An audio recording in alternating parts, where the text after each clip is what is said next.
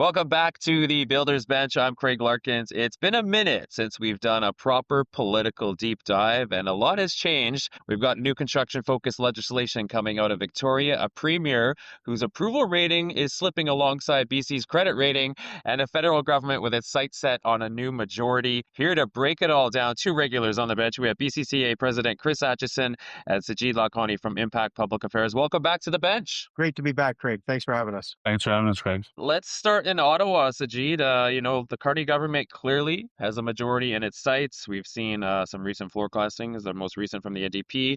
And now there are three by-elections coming up, which are traditional Liberal strongholds. So let's break this down. If this does turn into a majority government, what changes can we expect for construction? Are we talking faster project approvals or just bigger announcements? Yeah, it's tough to pinpoint this early on the change of approach and motivations of this minority government once they become a majority government. We're expecting it most likely will be a majority government. They just have to win 2 out of 3 by-elections. Although a precarious majority, often when governments, get in majority territory, they get a bit overconfident. So it's going to be really important to industry to ensure that this government is accountable, whether it is through fast tracking through the major projects office or engaging on their cutting red tape strategy. What we may see for construction is either a full steam ahead on our priorities and getting those projects through and getting those approvals ready, or we may see perhaps a lag in pursuit because they know that they have that security of a majority and there's not much pressure from within the House of Commons. So I would say it's up to industry to keep the foot on the gas. Chris, did you want to jump in there? Yeah, I think it's well said by Sajid. And I think if this turns into a majority, I'd say two things happen. First, certainty goes up. And in construction, certainty matters just as much as funding in some cases. But second, and I think this is important too, is that a majority doesn't automatically mean faster projects. We may see bigger announcements, bigger ambitions, but unless there's a real focus on regulatory alignment, approvals reform, and execution discipline, then projects won't move any faster. So I think the bottom line is that a majority government can create momentum, but only if it focuses on delivery and not just announcements. There's a will, there's a way. I'm calling this a rapid fire edition of the Builders Bench.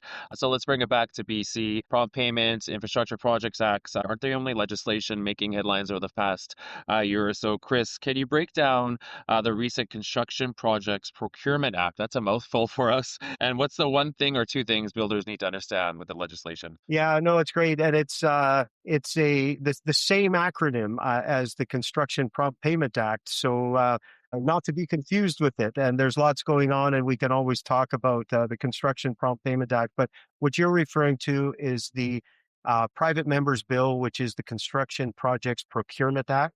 And on March 5th, it was Kyle Giddens, a Conservative MLA for Prince George and Mackenzie, and he's also the critic for Labour. He brought forward the Construction Projects Procurement Act as a private members bill aimed at restoring fair and open procurement on public construction projects in British Columbia. And folks may remember some of the outcry of a number of industry associations, including VRCA, including BCCA, about the community benefit agreements. And this is in large a response from the opposition to table something in the legislature that says we should adhere to fair, open, and transparent procurement in all public projects. Basically abandoning project labor agreements and community benefit agreements when it comes to major public infrastructure projects. And we've been clear on this for a long time that public projects should be open to all qualified bidders, awarded based on merit, safety, and value. And so we see this as something that gives notice to the current NDP government that the opposition is sort of watching the way that they're procuring and spending taxpayer dollars on major infrastructure projects.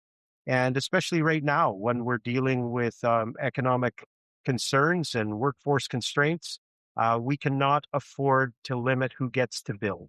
Along with Kyle and Kyle Giddens, we believe and stand for competitive procurement. It increases participation, increases competitiveness, increases value, and it improves outcomes. So it's a principle we're supporting. Nice. I'm going to stick with that kind of that topic there. You just mentioned the people that build. So recently you were just in the Vancouver Sun talking about the February job loss numbers, over 6,000 in construction alone. Should we be concerned about the job losses, or again, is this a conversation about long-term labor shortage? Yeah, we should always take note and we should always be concerned. But I think it's a great question.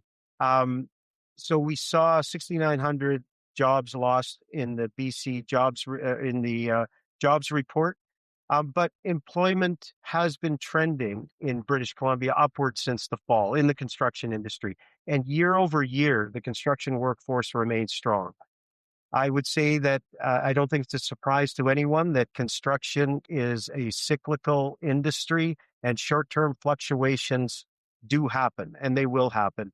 And the real issue isn't the monthly job numbers as much as it is in the long term workforce capacity for British Columbia. We still have an aging workforce. We still have a rising demand for housing and infrastructure building, and we have an ongoing pressure to deliver now. And so the focus needs to stay on training, apprenticeships, creating new pathways for people to come in the industry. We've got work to do on immigration alignment as it meets the needs of the real jobs that are available in the construction industry. And of course, we need to continue to make inroads in the retention strategies that are going to keep a diversified workforce in our industry longer. So yes, we're paying attention to these numbers, but our statistics show us that year over year, we're still well over 250,000 British Columbians working in the construction industry, and our upcoming stats pack will bear that out again this year. All right, thank you, Chris. So another headline we've been seeing recently, besides the Premier's approval rating, is the credit ratings for the province. Over the past few years, we've seen that kind of dip down. It sounds very technical.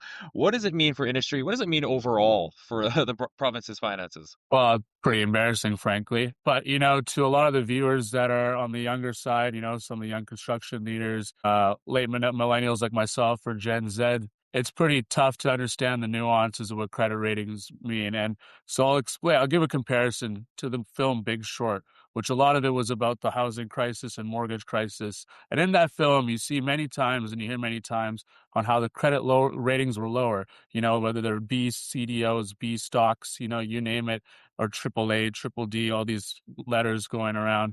The reality is, the lower it is, the less attractive of an investment market BC is. And this is the Canadian financial system and the international financial system is telling that BC is not a market that repays its debts properly.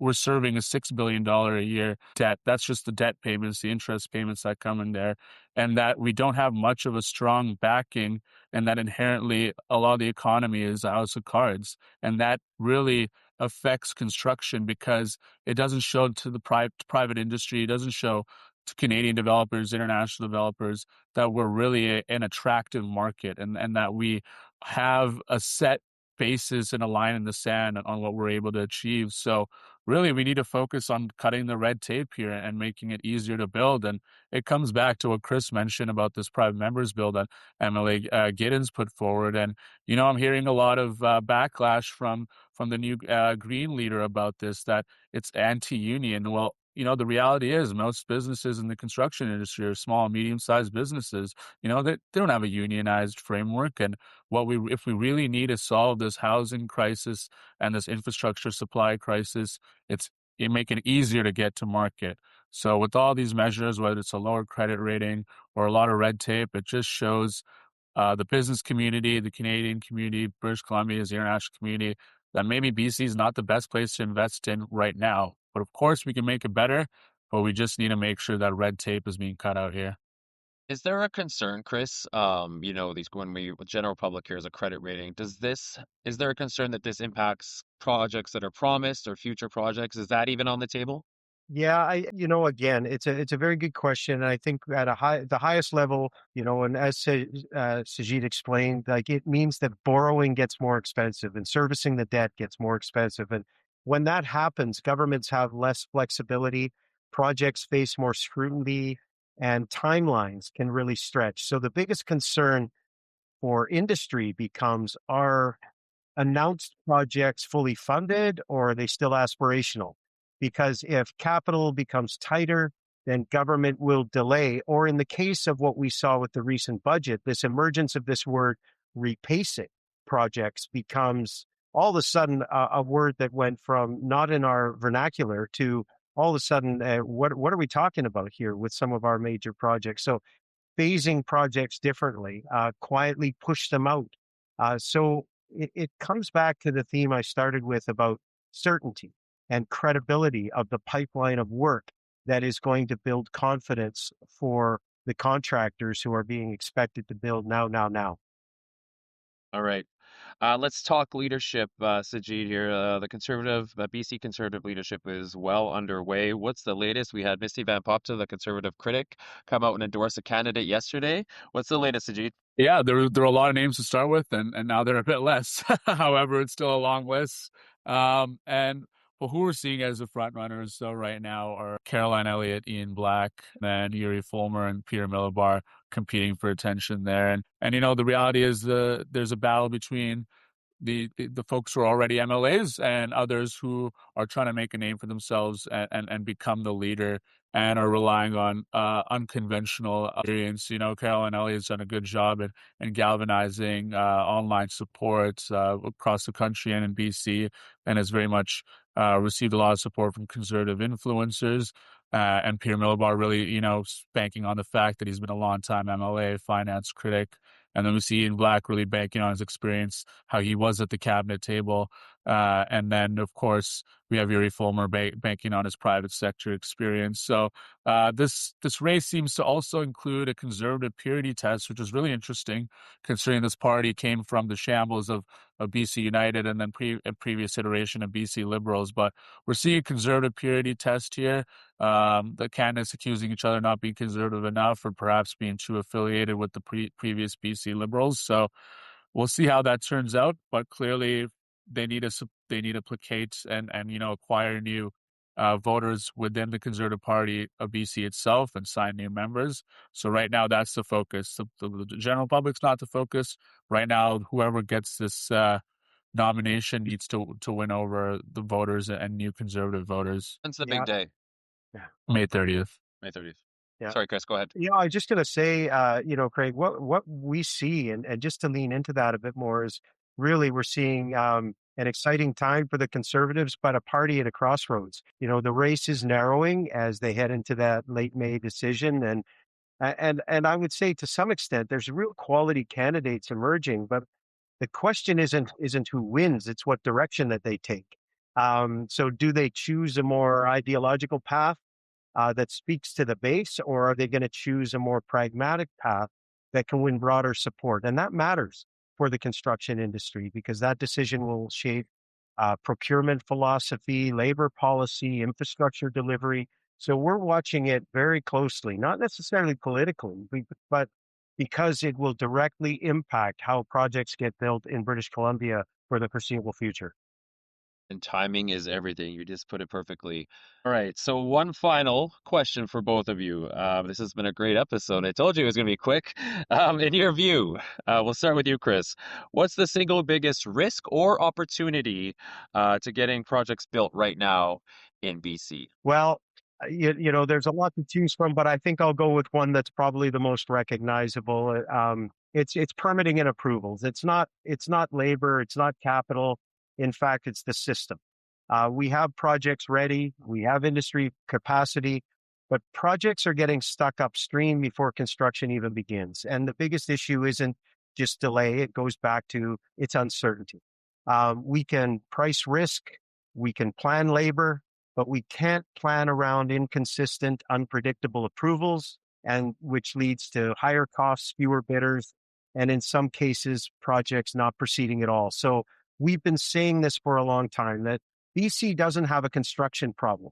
we have a systems problem. And if we want to build more, we need to get more faster, more coordinated on our approvals, alignment across government from federal right down to municipal, and procurement that supports the delivery because the industry is ready.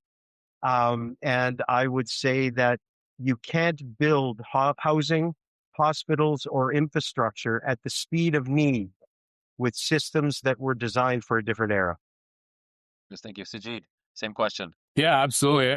Would like to echo Chris's sentiments and, group it under cutting red tape. The reality is right now, BC is not the most attractive place to do business. And we're sort of getting in our own way through red tape within the construction industry, whether that's permitting delays, ineffective procurement. I'm still hearing that the feds are waiting for the provincial government to come to the table about DCCs. So clearly there are delays here that are not making it a suitable and an engaging environment for the industry to partake in. And then in terms of opportunity, without sounding crass, there's an old saying in politics: never let a crisis go to waste. And whether it's through the pressure from our southern neighbors or the overarching reality that we are facing an infrastructure crisis, we have to continue to take advantage of this opportunity where the spotlight is on our industry, whether it's through capital projects or healthcare infrastructure to get it going. And, whether it's